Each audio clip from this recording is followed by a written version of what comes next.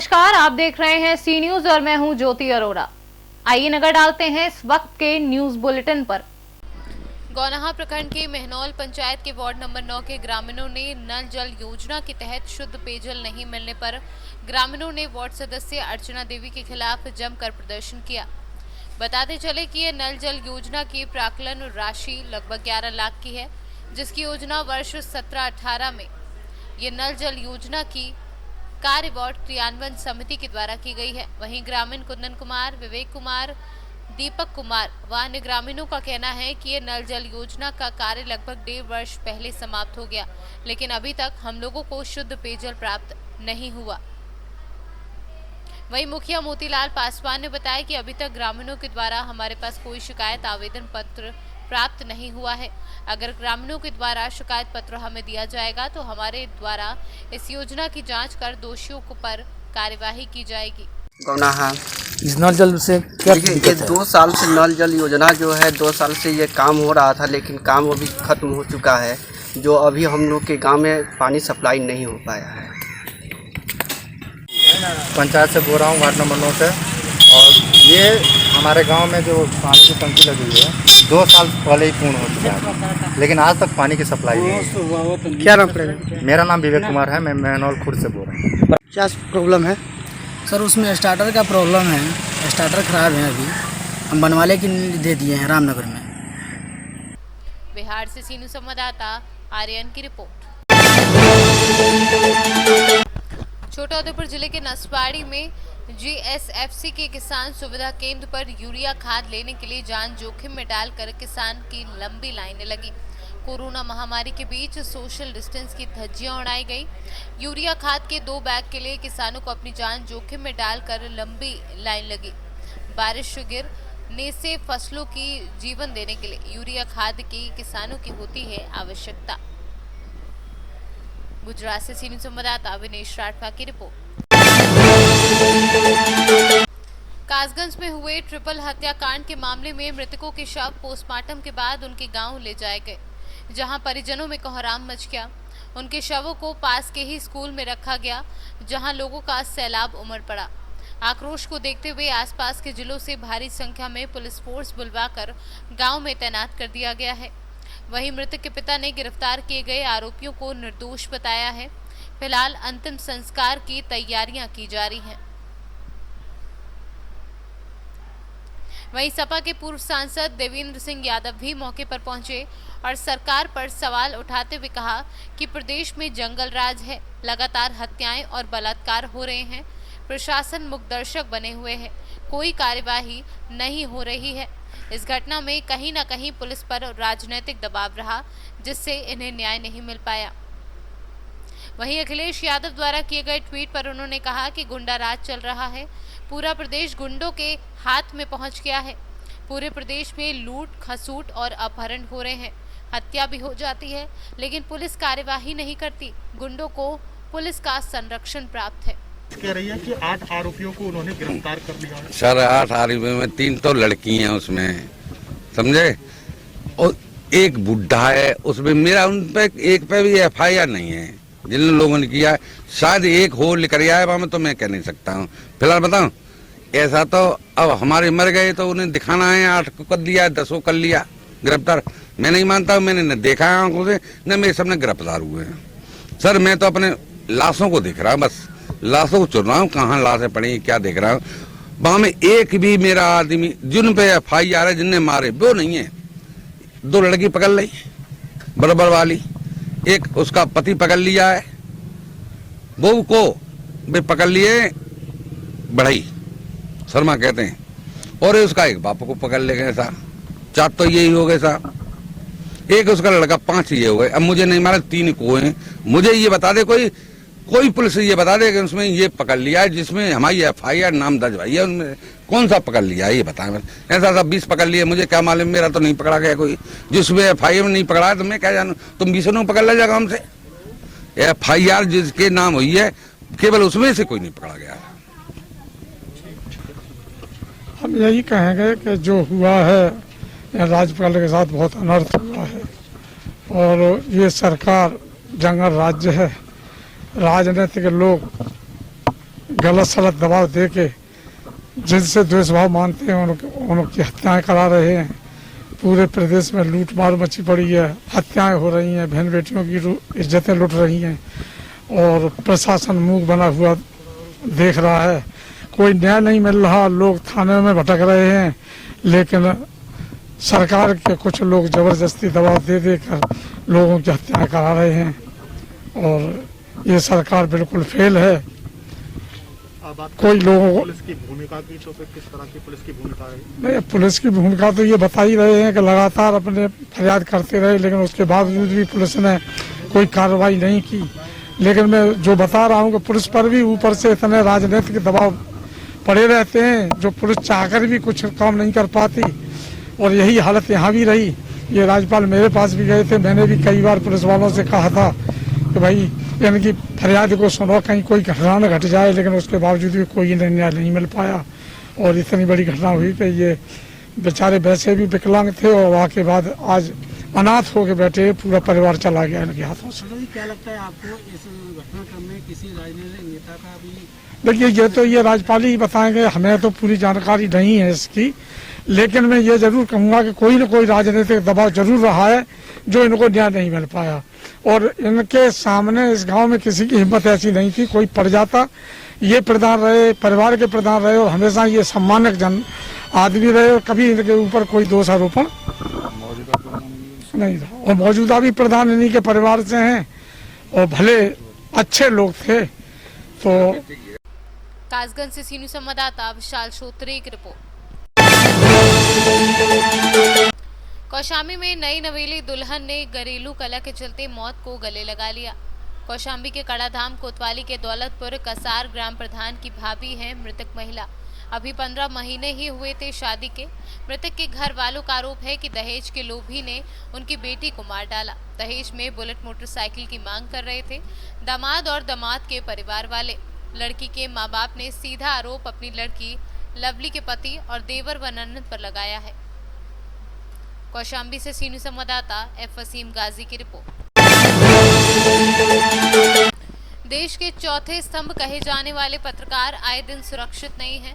ऐसा ही मामला मध्य प्रदेश के टीकमगढ़ निवाड़ी जिले का है। पिछले 5 दिन विगत 22 जुलाई को पत्रकार सुनील तिवारी की निर्मम हत्या कर दी गई थी। इस पर सत्ता पक्ष और विपक्ष चुप क्यों है? इससे ये सिद्ध होता है कि राजनीति की हर पार्टी गुंडा और माफियाओं को शय प्राप्त है।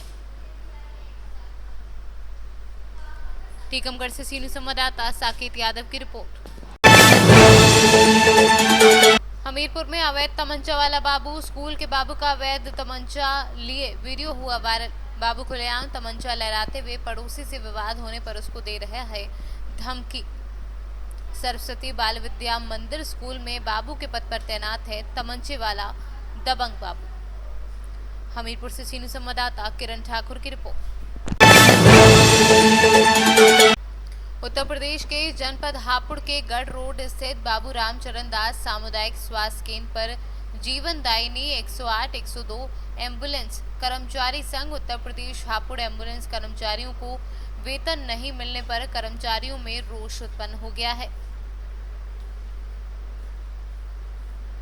वहीं कर्मचारियों ने चेतावनी देते हुए कहा कि अगले 24 घंटे में वेतन नहीं मिलता है तो प्रदेश व्यापी कार्य बहिष्कार भी किया जाएगा, जिसका जिम्मेदार पूर्ण रूप से जीवीके कंपनी होगी। जैसा कि हम लोग यहाँ पे उपस्थित हुए हैं, 108 102 एएलएस एम्बुलेंस के कर्मचारी हैं। हम लोगों की उत्तर प्रदेश में जीवीके कंपनी के द्वारा एम्बुलेंस का संचालन किया जा रहा है। हमारा जून और जुलाई माह का वेतन अभी तक कंपनी के द्वारा नहीं दिया गया है। अभी 10 जुलाई को श्रम आयोग अपर लखनऊ की मध्यस्थता में हमारा कंपनी के साथ एक फैसला हुआ था, जिसमें उनके द्वारा बोला गया था कि 25 जुलाई को आपको सैलरी दे दी जाएगी, पर हम लोगों को अभी तक सैलरी नहीं दी गई है। अभी हाल फिलहाल में 2 त्यौहार आने वाले हैं, जिसकी वजह से हमारे एम्बुलेंस के ईएमटी पायलट में भारी रोष है। हमने बाकायदा माननीय मुख्यमंत्री जी एवं एनएचएम एमडी एवं तमाम स्वास्थ्य विभाग से संबंधित अधिकारी एवं कंपनी के जिम्मेदार अधिकारियों को अपने वेतन के लिए प्रदेश कमेटी के माध्यम से सूचना भी भिजवा दी है, पर अभी तक हमको वेतन उपलब्ध नहीं करवाया गया है। और कंपनी का सबसे बड़ा जो रीज़न है ये है कि कंपनी हमेशा फर्जी बिलिंग करवाती है हर महीने, जिससे कि सरकार से करोड़ों रुपए का पेमेंट लेती है, जिसकी वजह से सरकार पेमेंट देने में देरी करती है। कंपनी के द्वारा फर्जी बिल हर महीने लगाए जाते हैं और हर महीने इसी तरह से कंपनी कहीं ना कहीं सरकार को भी बदनाम करवाने की कोशिश करती है। हर महीने हम लोगों को इसी तरह हड़ताल के लिए बोलना पड़ता है और तब जाके कहीं हमें वेतन मिलता है। हम लोग इस समय उत्तर प्रदेश की जनता को किसी भी प्रकार से समस्या उत्पन्न नहीं होने देना चाहते हैं, पर फिर भी हमें कहीं ना कहीं मजबूर होकर अपनी मांगों को लेकर हर महीने इसी तरह आना पड़ता है। हमारी प्रदेश सरकार से गुजारिश है कि हमारे 108, 102 ALS एम्बुलेंस के कर्मचारियों को वेतन 24 घंटे के अंदर उपलब्ध करवाएं। अगर हम लोगों को 24 घंटे के अंदर वेतन उपलब्ध नहीं होता है तो हम लोग प्रदेश व्यापी कार्य बहिष्कार भी कर सकते हैं, जिसकी सारी जिम्मेदारी जीवीके कंपनी के अधिकारियों को होगी और संबंधित जो भी अधिकारी जिला स्तर पर उनकी होगी, क्योंकि माननीय मुख्यमंत्री जी के द्वारा आज ये ट्वीट के माध्यम से जानकारी दी जा चुकी है कि किसी भी आउटसोर्सिंग कर्मचारी का वेतन नहीं रोका जाएगा। अगर किसी कर्मचारी का वेतन रोका जाता है और कोई समस्या उत्पन्न होती है तो इसके लिए जिम्मेदार संबंधित अधिकारी के ऊपर FIR करवाई जाए। धन्यवाद। हापुड़ से सी न्यूज़ संवाददाता रुस्तम सिंह की रिपोर्ट। प्रयागराज जिले के घोरपुर गोहनिया स्थित टोल प्लाजा पर कर्मचारियों की दबंगई। सरकारी कर्मचारी से जबरन वसूली करने का वीडियो सामने आया। टोल प्लाजा पर कुछ दिन पहले भी दबंगई और गुंडई का मामला सामने आया था, जिसमें घोरपुर पुलिस ने आरोपियों के खिलाफ मुकदमा दर्ज कर जेल भेज दिया था, लेकिन उसके बाद भी टोल प्लाजा पर सुधार नहीं हो रहा है। प्रयागराज से सी न्यूज़ संवाददाता मंगला प्रसाद पटेल की रिपोर्ट। पुलिस अधीक्षक जनपद आजमगढ़ त्रिवेणी सिंह द्वारा अपराध नियंत्रण हेतु वांछित अभियुक्तों की गिरफ्तारी विशेषक चलाए जा रहे अभियान के अंतर्गत अपर पुलिस नगर पंकज पांडे एवं क्षेत्राधिकारी सदर अकमाल खां के निर्देशन में बेरोजगार युवकों को नौकरी दिलाने के नाम पर कूटरचित ज्वाइनिंग लेटर देकर ठगी करने वाले 4 अभियुक्त गढ़ को पुलिस ने गिरफ्तार कर लिया है। देखिए, 2 ट्रांसफार्मर चोरी गए थे रानी की सराय से और जहानागढ़ से। ये दोनों ट्रांसफार्मर बरामद हो गए हैं। 3 लड़के इसमें गिरफ्तार हुए हैं। बहुत दिनों से ये सूचना मिल रही थी कि इस तरह का रैकेट काम कर रहा है जो ट्रांसफार्मर को ही टारगेट करता है। इसमें बिजली विभाग के भी कुछ कर्मचारी हैं, उनके नाम पता चल गए हैं। अभी हमारी टीम गई है, उनको भी जल्दी गिरफ्तार कर लेगी। नहीं, ये विवेचना के बाद ही पता चल पाएगा कि जेई कितना इन्वॉल्व था, लेकिन एक लाइनमैन जो बाकायदे नामजद उसको कराया गया है, जिसने ये पूरा काम करवाया था, ये ट्रांसफार्मर चोरी करके रखवाया भी था, वो भी फरार है। उसकी गिरफ्तारी के बाद पता चल जाएगा कि कितने सीनियर अधिकारियों के इसमें इन्वॉल्वमेंट है। कार्रवाई की गई जिसमें नौकरी दिलाने के नाम पे कई लोग को सरकारी देखिए, काफ़ी दिनों से इस तरह की सूचना मिल रही थी कि एक गिरोह काम कर रहा है जो नौकरी दिलाने के नाम पे झांसा देकर के लोगों से पैसे ले रहा है। इस तरह एक मुकदमा हमारे यहाँ निजामाबाद थाने में भी कायम हुआ था, जिसमें 1 लाख रुपया लेके ऑर्डिनेंस फैक्ट्री में नौकरी देने के नाम पे उसको फेक अपॉइंटमेंट लेटर दिया गया था। आज ये सूचना मिली कि ये गिरोह के सदस्य जो हैं यहाँ आजमगढ़ कस्बे में आए हुए हैं। हमारी टीम लगी हुई थी, सर्विलांस की टीम लगी हुई थी, थाने की टीम लगी हुई थी। इनको गिरफ्तार किया तो इनके बैग से FCI, Lucknow metro, IRCTC, ordnance factory और रेलवे में रिक्रूटमेंट के तमाम फेक अपॉइंटमेंट लेटर मिले हैं। अब हम लोग ये जानकारी कर रहे हैं कि ये जो विभाग है जिनके फेक अपॉइंटमेंट लेटर मिलेंगे, यहाँ पे कौन इनका आदमी है, ये फेक अपॉइंटमेंट लेटर का इनको ये टेम्पलेट कहाँ से मिलता है, ये उन विभागों तक इनकी कैसे पहुँच बनी या कैसे ये कांटेक्ट करते थे, कोई है कि नहीं, इस पर हमारी विवेचना चल रही है। ये बड़ा गैंग मालूम पड़ रहा है। अब तक 40-50 लाख रुपया ये लड़के इकट्ठा कर चुके हैं। 40-50 लोग अब तक ये झांसे का शिकार बना चुके हैं। अभी इसमें हमारी कार्रवाई चली रही है, हमारी कई टीम लगी हुई है। विवेचना के बाद जो नया नेटवर्क आएगा सामने इनका, उसके बारे में आजमगढ़ से सी न्यूज़ संवाददाता CB भास्कर की रिपोर्ट। बहराइच रुपेडिया थाना अंतर्गत परमपुर गांव में ग्राम प्रधान द्वारा नाली निर्माण कराया जा रहा था, जहां खुशीराम तथा बद्री के घर के सामने नाली बनाए जाने को लेकर विवाद हो गया था।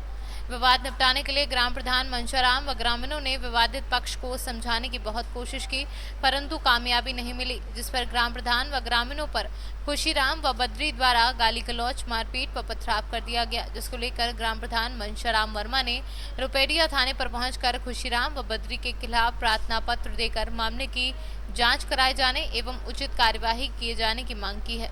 आज जो जिसको लेकर यहाँ पर पथराव हुआ है, मालिक बोल रहा है, तो इसमें आपको पहले से क्या सूचना थी कि यहाँ पर विवाद हो जाएगा? नहीं, हमको सूचना नहीं रहा। लेकिन इसमें समझ में आ रहा है कि एक ग्राम मित्र, जो ग्राम प्रधान मित्र के रूप में एक व्यक्ति है, उसने ही विवाद शुरू किया है। हाँ, आपका क्या नाली बना ईटा खपटा चला।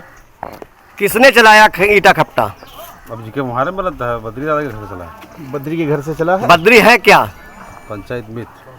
पंचायत मित्र ने खुद अपने परिवार वालों से ईंटें चलवाए हैं।